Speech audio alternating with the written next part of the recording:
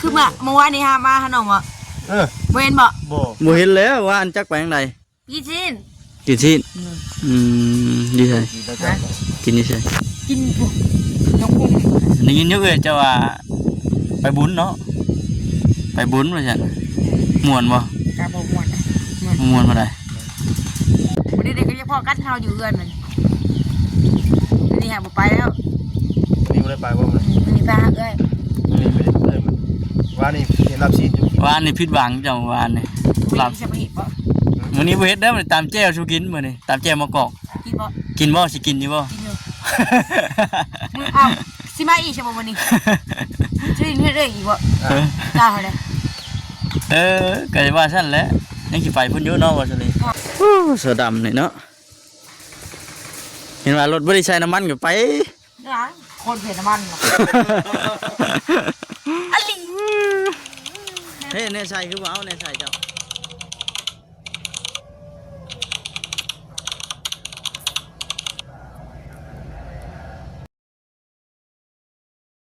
ว่าแสดงว่าสิมื้อป้าเด้นี่ไปพูดเรื่อยๆพูดเลยเจ้ามาใช่มาเรื่อยๆเขามาหาทำไมไปแกงอยู่ภูกินผมก็นี่เคยไปเห็นจ้ะก็บ่เห็นหาวคือบอกไปเรื่อยๆใช่มั่วดีเอาแสนชิมะเลยหาวทำไมไปแกงผมก็นี่เจ้าอยู่ไสฮะผมกินนี่ไปยังผมกินนี่เจ้าอยู่ไสวะไปยังก็ความกินนี่นะเจ้าอยู่ไสก็ยืนเอ้ยกินนี่ได้ตอนเจ้าย่างมาก็ย่างมาแต่ก็มาชงพี่มาทางนี้บ้างนี่ก็ได้อะไรมอมาเอาไหมแล้วก็ไปแกงกินที่พูดกับแซนไอ้ลูกทีคือเป็นลูกทีปลาอีพูดแล้วก็มาขับเสาพระเจ้าจะมาเอาอีกเขาจะมาให้มาปลาหวาปลาหวามาเอาไหมยังว่าบ่คือบัดผมผมเหมือนยังเอาเหมือนอะไรเงี้ยแบบจะบอกคำนี่คือบอกคำเลยคือว่าที่เหมือนอะไรไม่ยังกันคือหมูเหรอเนาะคือมาเมื่อวานนี้ฮะมาขนมอ่ะเวนบ่บ่เห็นแล้วว่าอันจักไปทางใดกินชิ้นดีใช่กินดีใช่กินปุ๊บน้องกุ้งนี่ยินเยอะเลยเจ้าว่าไปบุญเนาะไปบุญมาจังม่วนบ่กาบม่วนม่วนมาได้สบายดีเด้อไม่ใช่ก็นี่ไปได้ไหมนี่จังมุ่งเห็นมานะ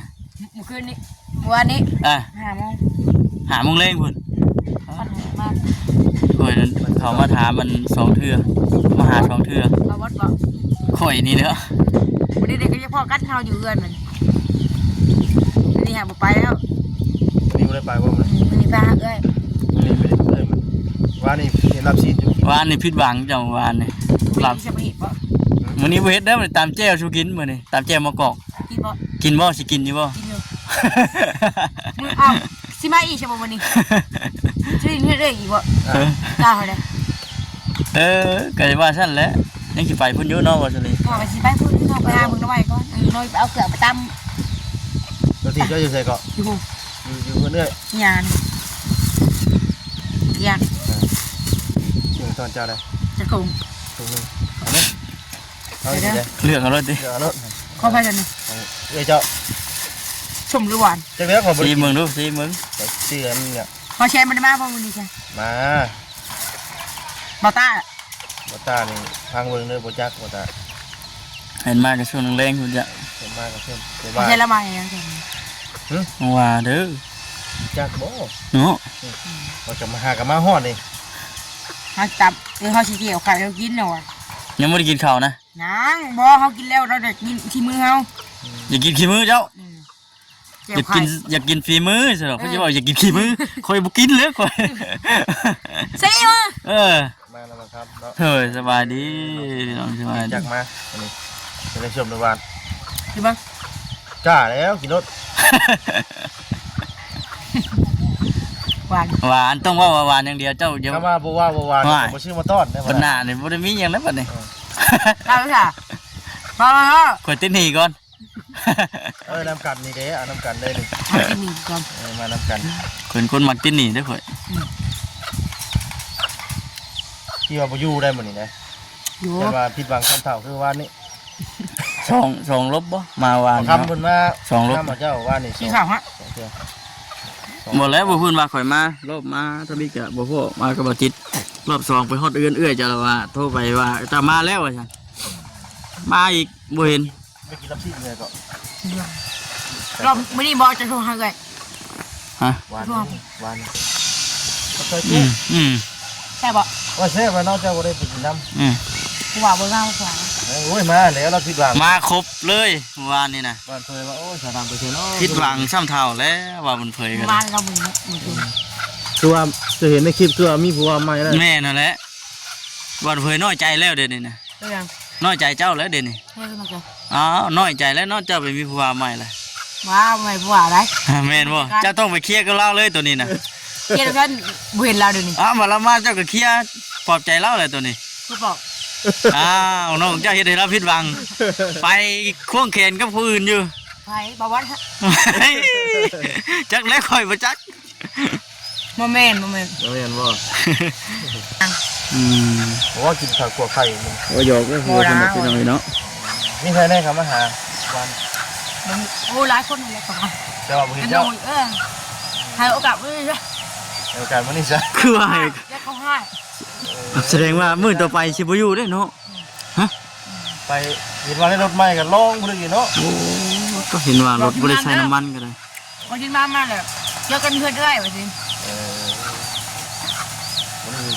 บ่ได้บ่ได้ขอทานบ่เห็น บอกมึง เงย สิเบิดเด้อบ่ ก็บ่ได้ของเจ้านะ นะมันมีบ่ใหม่ มันบ่ใหม่ อาจารย์อะไรไป จะหาหน่อไม้อยู่ไส เลย ไปเสียไปวาซาลีไปเลยบ่ล็อกไหมล็อกรถเบิ่งกันสีมืออันสาวดำหาหน่อไม้ก่อน เขาอยากเอาใครบ้าง ตั้งแต่เกิดมายังไม่เคยเห็นสาวดำหาหน่อไม้ ตั้งมือก่อน มีกินขี้มือบ่อย่าให้กินขี้มือเจ้านะ ซิมขี้มืออืม นี่ลางานก่อนบ่ครับ หยุดงานบ่ งานก่อนบ่ไหวเมื่อยเต้นบ่เมื่อยเต้นอันลำ แม่นอะดีได้เบิ่งจงใช้ป่ะเติมหนึงแหละ คือรู้ว่าได้ว่านี่ เนาะเห็นแล้วคลิปกันของไผวะว่าเตียงเนาะไอ้เตียงเพิ่นมารอบๆค่ำๆนั่นบ่จักจอกว่านี่4-5จอกพุ่น เอาไปให้แล้ว คนลึกก็ดีเนาะหาหน่อไม้ใช่นี่ก่อนี่ ไม่ลงบ่ เป็นหาหน่อไม้ถงอยู่น้ำคือนี่บ่ หมูเลย นี่ว่าหาหน่อไม้ถงอยู่คือนี่นะ กินอะไรก่อน อะไรก่อน ตู้เย็นแล้วก็อยู่นอกใช่เลยเนาะคนบ่อยู่เลย เที่ยววัน ฮะ ไปยักษ์เพีย เพีย ยุกลายไปยักษ์แล้ว เนาะกินยังแน่คือว่าเพีย ได้ทำไหนลงซ้ายอย่างว่ากินกินเนี่ยมันเคย บ่ เนาะ กินยักษ์เพียเหมือน ได้กินเองแหละ ชื่อถีบลายบ่ คิดทีแบบเว้นเต้นใหญ่ๆอยู่ไหนไปที่มันจะโอ้เสือดำนี่เนาะเห็นว่ารถบ่ได้ใช้น้ำมันก็ไป นะคนเผ็ดน้ำมันหรออลิ เฮ้ยในใส่คือว่าเอาในใส่เจ้า ถุงยางมื้อนึงยางมื้ออ่ะถุงยางหุ่นหิวนะ มื้อนี้เพิ่นสิเฮ็ดเมนูแกงหน่อไม้รองเจ้าของเพิ่นให้เด้อ ระวังงูเด้อเจองูมีงวดเนี่ยทำไมล่ะ มีบ่ นี่น่ะ เฮ้ยอ โอ้ด่าก็หมุนเลยเนาะ คนนี้บ่ได้สนโลกหยังเลยเนาะชาดำเนาะเจ้าบ่ได้สนโลกหยังเนาะ โอ้ยโก มีหนอเดียวนี่เจ้าน่ะ เบิ่งไปตะวาไปจ้ะ หึ เอ๊ะซับแล้วมันก็บ่ถึกกว่านี่ นักเด้อนะ โอ้ยโน่นนะ ลูกใส่อยู่เด้อบ่น่ะ เมื่อยเลย เมื่อยเลย โอ้ นี่น่ะ เรียบร้อยเว้าแล้วเว้าแล้ว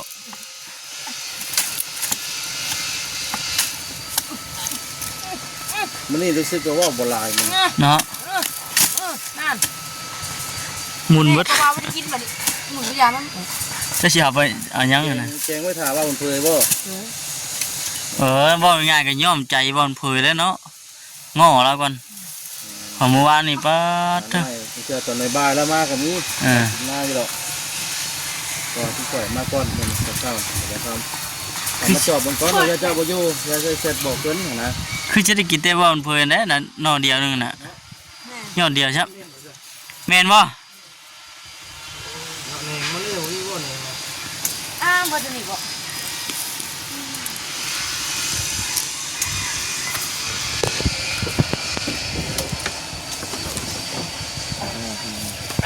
ต้องไปหาอยู่เงียบปากก่อน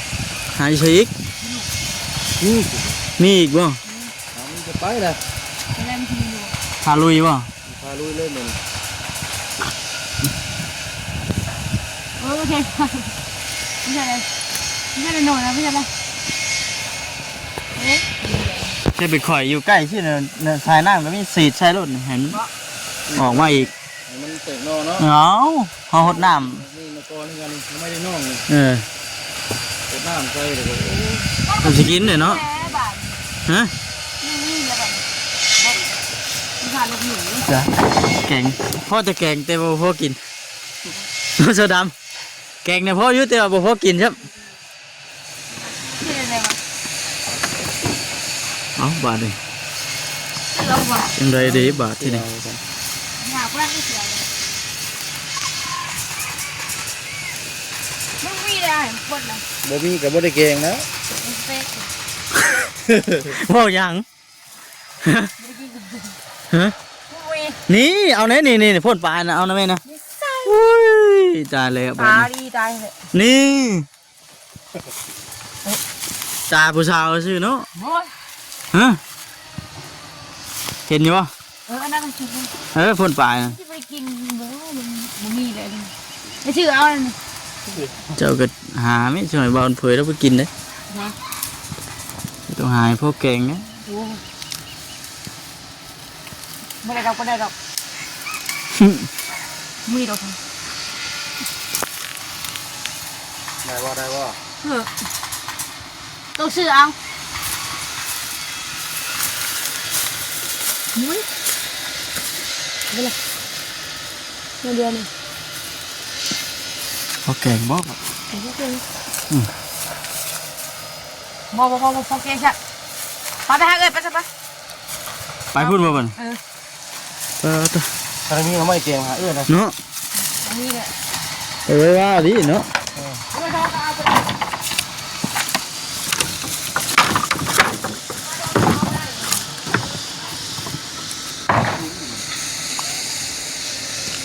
ในยานนั่นเจ้าเห็ดโอ้ จะมาทองกินบ่ ฟาดเถอะสาวดำเห็ดเวียกแล้วบ้านมารอบนี้ประจูดเลยประจูดมือได้นี่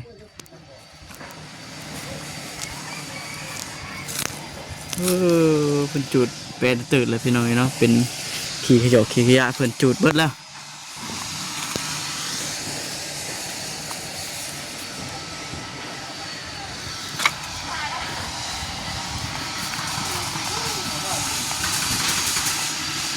มันยังนะมาม่าใส่ตู้เย็นป่ะลืม โจ้ฮะ โอ้มันยังนะ น้องกระดัง นี่กระปูกอก่อย ฮะ นี่กระปูกอก่อย เล็ดกระปูโอ้ ก็ ย เชื่อว่า บ่เชื่อยังตกใจเบิด ที่ว่าให้นะเปิดมันก็ เนาะเปิดตู้เย็นกันให้พวก พอแล้วไปกินกันกันยูเลย มันกัด มะม่วงมากินให้ มันไม่เขาจะให้เขาจะให้ลูก บ้าเสียง ว่าจะ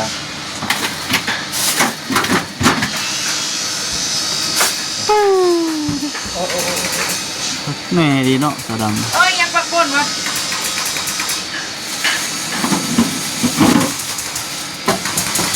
ไม่ยังเลย ไข่เยอะเลย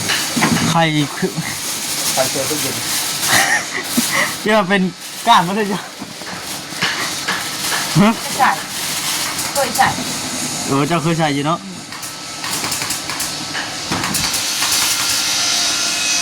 ไม่ใช่บ่อยวะว่า มียังเอาอันไข่ใส่แกงน้ำไหม้เปล่า ไปแก้ว เจียวไข่ ต้มแบบแก้ว ต้มแล้วก็มาตำไม่เคย แช่เฉย เอาแป๊กมาเลยเข้าป่ะเอากระปุกก็ตามเนาะ ครับ มาเล่นกันไปตาม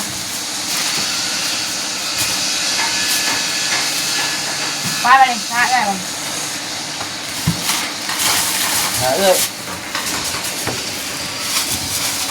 ด่วนดิเนาะมันเนาะ เนาะ ไปรีบอ่ะ ไป มีเสือด่วนนะดิ เอาที่ไปน้ำมันหรอที่ไปน้ำมัน เอา ไป ไปงาน หมดหานี่มากินตัวได้เขา แม่ดิโอ นี่เลยหมดที่เขา เข่าก็ไม่หนึ่งทำยากกว่า เนาะ หนึ่งก็เข่า มากินแต่ปลาวาน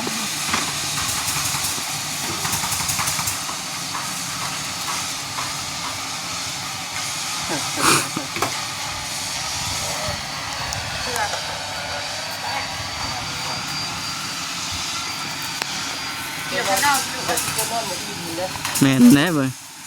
งักอยู่เนาะห่างบึดไปลายบึดไปลายอันแป๊กอยู่นะเมื่อวานนี่หาเป็ก ยังหาเป็ก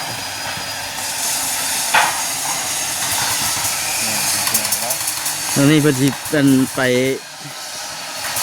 เพื่อนเอื้อยเพิ่นเพื่อนกินอยู่พุ่นเหมือนกัน รวมเที่ยงเลยเนาะ แม่นแต่ทางบ่แสนเพิ่นยังบ่ทันได้มาเนาะ จะบอกเนาะเนี่ย เออ เที่ยวโตมีอย่างด้วย ฮะ เที่ยวโตมีอย่าง เนาะ เชื่อทั้งนั้นตั้งแต่กินกัน รู้ว่าเป็นธรรมะ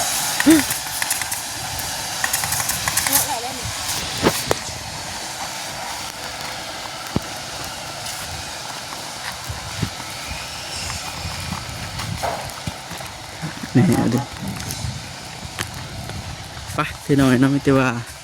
พุ่นละไปพุ่นบัดทีนี้ลุงข่อยอืดได้ลุงข่อยมันอืดว่ะยินบ่ลุงข่อยมันอืดลุงข่อยน่ะ เรื่องเจ้าแล้ว เอาเครื่องมาตามาคำ เอาพี่ป้าไปกีตาร์พี่ก็ได้ เอาเคียมมาแตกได้เลยป่ะหรือเฮงด้วยเมื่อกี้ ไข่ มาไข่สิเดี๋ยวไข่เจ้ากระเทือเอาอย่ามันแตกก็ได้ แล้วมันจุกเตะ อืม ผิวเอา มีเพื่อนอยู่นะไป อันนี้บ่ทำไมจะไปหามกิน ได้ไว้ดีเนาะ ในวัยนี้เขากินจะบอกเราไปชม เก่งขนาดไม่ร้ายเอาชดหน้ามา นี่นำไปโอเค ไปเอาสบายดีก่อน สบายดี ไปพ่อกันอยู่ใช้บัดนี้ พอกันเถอะเพื่อนเอ้ย พ่อช้าๆนี่ ไปพอกันอยู่เพื่อนเอ้ย โอเคเนาะโอ้ยไว้ก่อนบ่ทันเลยเบ็ดนี่ จากลา ไปพี่น้องเอ้ยเนาะสบายดี